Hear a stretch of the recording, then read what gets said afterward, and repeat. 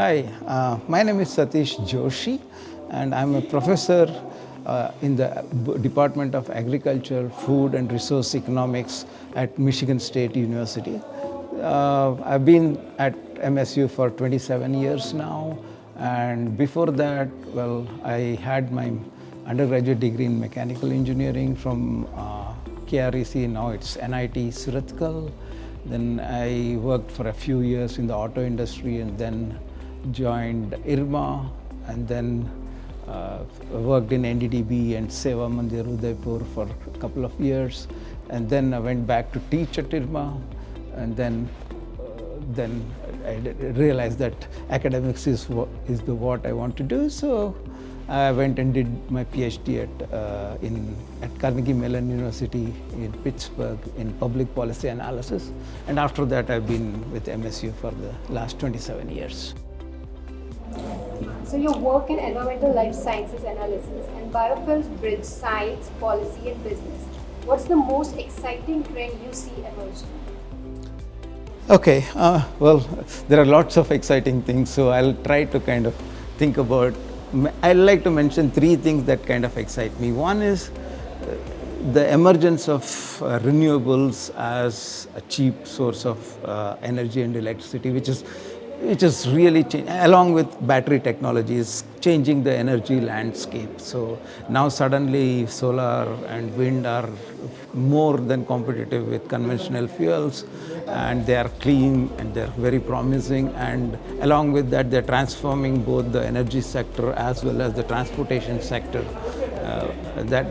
Same thing with the battery technology, which is from really low storage to it's capable of pretty high storage. So that's one thing which is transformed the energy and the transportation system. That is exciting.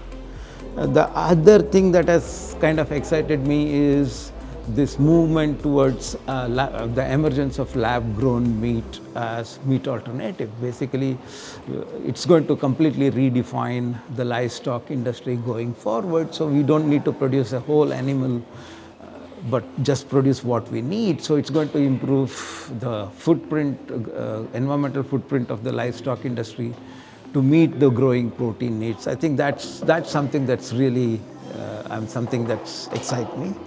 And the third is, slightly older, but it has a lot of implications. The emergence of what's called the sharing and servicization economy, like starting with Airbnb to sharing your tools to clothes renting, etc. There's a ton of inefficiencies in the whole economic system because of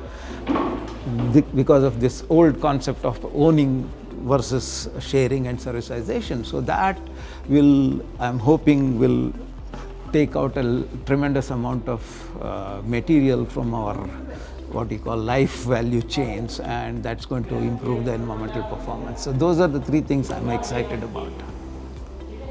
Thank you, sir. In your view, how can research on sustainability directly influence corporate decision making and everyday consumer choices? Okay. On the corporation side, it's okay. Let's think about environmental issues. They are not going to go away, regardless of whatever is the political debate about whether you believe in climate change or not. The science of climate change is real, and whatever the politics of that, corporations have to believe in climate change because it's science and economics. They can't neglect the science and economics of climate change. So whether you like it or not, if you're an insurance company, you've got to pay out the money. If you're a Walmart, you have to figure out where you're going to get your next load of seafood or where you're going to get the next load of coffee, and how your farmers are going to grow when water scarcity is high, etc. So corporations can't neglect this regardless of the political debate. In fact, my prediction is that because companies are big enough and they are the ones they will be taking the leadership role in the sustainability movement, because it is going to hit their bottom line. whether they like it or not. So instead of looking to governments and politicians to set the policy, they are going to set the policy and go forward with it, regardless of what the politics says, because it affects their bottom line. So I don't think corporations can escape sustainability in any way. They have to do it, and they will do it.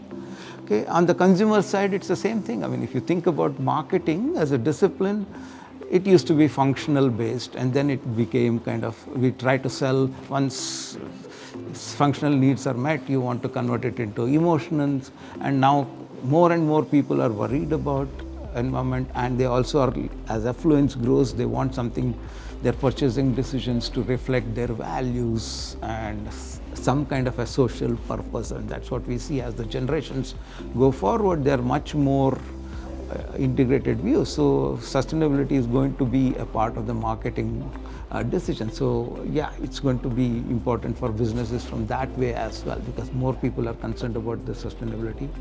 They have to respond to the needs.